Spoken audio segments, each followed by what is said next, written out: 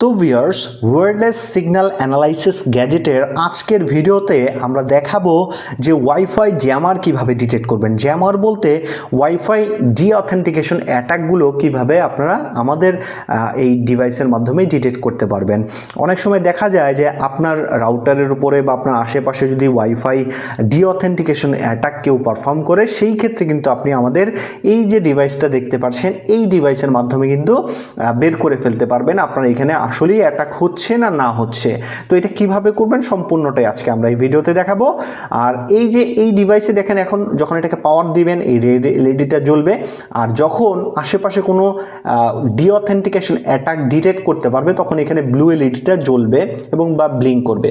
যখন ডিটেক্ট করবে তখন জ্বলবে, আর যখন ডিটেক্ট করবে না তখন এটা ব্লু এলইডিটা বন্ধ থাকবে। তো এটা কিভাবে কাজ করে আমি আপনাদের দেখাই। তো এখন আমরা আমাদের যে ডিভাইসটা আছে এই দেখেন, এখান থেকে আমরা চলে যাব ওয়াইফাই জ্যামার ডিটেক্টর মোডে। যখন জ্যামার ডিটেক্টর মোডে ক্লিক করবেন তখন অটোমেটিক্যালি এটা কিন্তু আপনার এই যে সিগন্যালটা ওয়্যারলেস অ্যানালাইসিস সিগন্যাল যেটা আছে এটা কিন্তু চলে যাবে এবং এটা ডিটেক্টর মোডে চলে যাবে। তো আমি এটা অ্যাক্টিভেট করলাম, তো দেখতে পাচ্ছেন আমাদের সিগন্যালটা কিন্তু চলে গেল।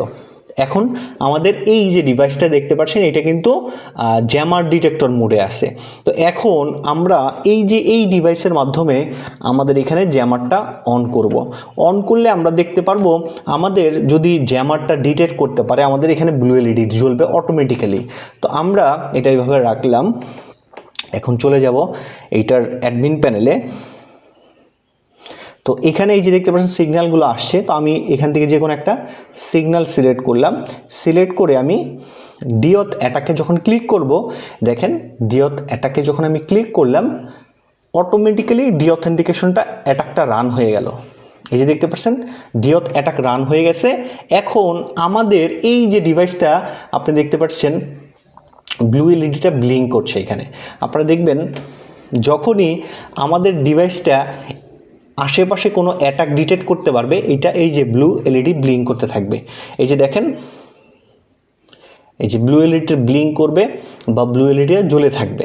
দেখেন আমি যদি আবার এখান থেকে অ্যাটাকটা বন্ধ করে দেই এই যে এখান থেকে, তখন দেখবেন যে এই যে ব্লু এলইডি যেটা আসছিল সেটা অটোমেটিক্যালি বন্ধ হয়ে যাবে। এই যে দেখেন স্টপ অ্যাটাক করে দিলাম। এখন কিন্তু আশেপাশে কোনো ডিঅথেন্টিকেশন অ্যাটাক চলছে না। যখনই ডিঅথেন্টিকেশন অ্যাটাকটা রান হবে তখনই কিন্তু আমাদের এই ডিভাইসটা ডিটেক্ট করতে পারবে যে আশেপাশে কোনো ডিঅথেন্টিকেশন অ্যাটাক হচ্ছে। তো আমরা আবার এটাকে সিলেক্ট করলাম, আমরা আবার স্টার্ট ডিঅতে ক্লিক করলাম, তো অটোমেটিক্যালি দেখেন এই যে ব্লু এলইডিটা জ্বলতেছে।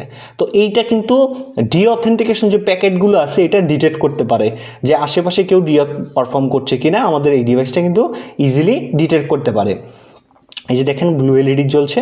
ব্লু এলইডি ব্লিঙ্ক করা বা জ্বলা মানেই হচ্ছে আপনার আশেপাশে ডিঅথেন্টিকেশন প্যাকেট কেউ সেন্ড করতেছে, সেটা আমাদের ডিভাইসটা ইজিলি ডিটেক্ট করতে পারছে। তো এভাবেই আপনারা মূলত ডিঅথেন্টিকেশন অ্যাটাকগুলো ডিটেক্ট করতে পারবেন আমাদের এই ডিভাইসের মাধ্যমে।